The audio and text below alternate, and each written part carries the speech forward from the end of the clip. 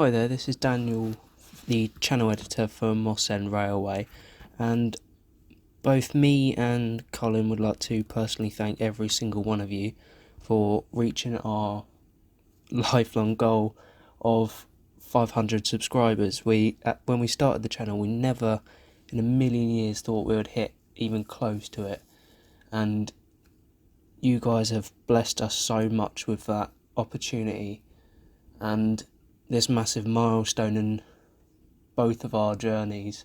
So I'd just like to take this moment to thank each and every one of you personally. So yeah, enjoy the video. Thanks, bye. Hi there, Cole from Moss End. I've made the platform from the new layout, and I'm making this layout out as I go along, because I find that my plan, I'm just trying to do something that's cheap and that's costing me nothing, using the bits and pieces I've got. I've bought a couple of kits, and that's all. But basically, because I wanted to try the kits that you have, the MDF ones, and that's one. That's the signal box, and I have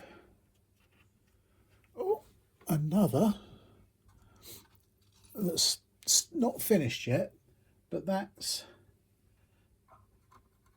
a goods store and unloading.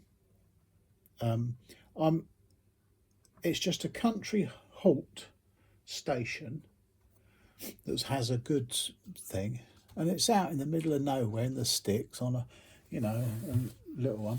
I've thought of a name for the new layout: diorama, shelf layout, whatever you want to call it, because I'm not quite sure, and I'm calling it Touching End. Now, Moss End is a little parish outside where I live, and there's a garden centre there called Moss End Garden Centre, and that's where I get all my marine fish and water and bits and pieces. And I've always thought that would be a nice name, and I've chosen that name, Moss End. And then if you go out of Moss End and up Gellets Hill, you come to another little parish called Touching End. Now, I thought that was quite apt, because it's a strange name, but it's got the thing running through it: end, Moss End, Touching End. You know what I'm saying. So I thought, well, that's what it's going to be called.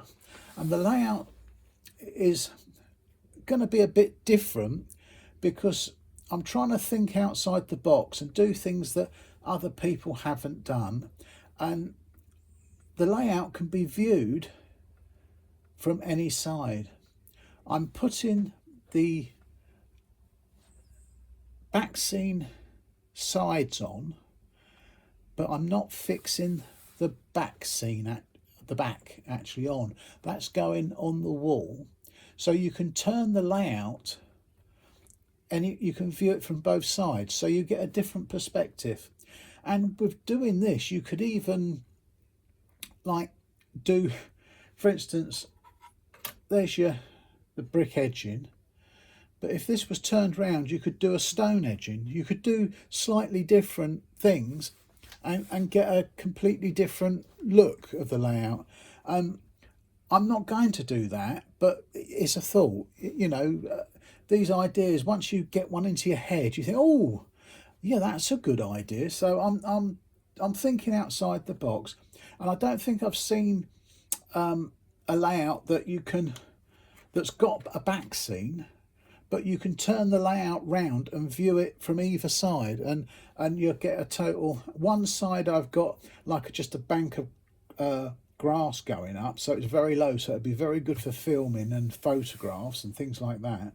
And the other side, I'm going to put a bit more, well, there's buildings and trees and things, so I can turn it around, so I can either have a clear view of the layout, or something a bit more, you know, natural that you'd put on your layout. And that's a little bit explained, because and I'm going to break it up into bits, because as I say, doing such a long thing, and it gives my grandson a chance to have a life. He's not editing with a free editing software that gives him a lot of trouble and a lot of, you know, I think he's getting a bit cheesed off with it, so I'll have to increase his money, I think, and bribe him a bit more. But yeah, so that's where I'm up to at the moment. So there's a few buildings done. I haven't filmed that, for the simple reason is building a kit is, you know, it's building a kit. You know, you either do them well or you don't, you know. So I don't see the point, and there's so many more videos that are better than I am at explaining and showing all this. But I'm just trying to give you my thoughts as I'm going through the layout, and hoping it'd be a help to people.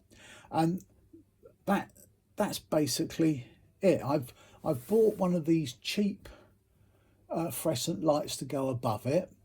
I'm waiting to paint the back scene. I'm not in emulsion. I've got a back scene that I got free with the Model Railway magazine. I got a couple actually. One of Wales is a background, the mountains and things, and all quite nice. And one of a sort of a country thing. Or I might paint the background like I did on Moss End.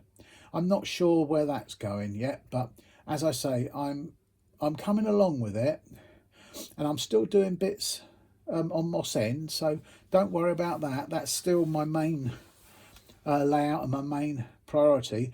But I am enjoying this because I'm trying things different, that because I've not got much room left to experiment on Moss End, this is an ideal way of doing it, and it's costing me nothing really. I mean, I paid about, I think it was £15 for the signal box. I think it was £9, and they were both free postage, and I'm very impressed with them. I really think they're quite good, and really how they come out is how good you are at painting them, and the effects you can get on them. I'm going to varnish them, matte varnish them, and then do a bit of the weather and powders, and weather them up a bit. But so that's where we are at the moment. The track I've shown you is all done, the simple track plan, and it's been painted. I've put the bandage on the little embankment at the front, and I've done the road but not painted it, just put the road in going up to the station, and that's where I'm at.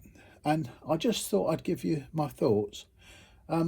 So that's another bit done. So I'm going to carry on putting the edging onto this platform, and I'll show you different bits here and there. So you're going to get a patchy but an overall look how I did it, but with my thoughts as well. That's what I'm trying to achieve.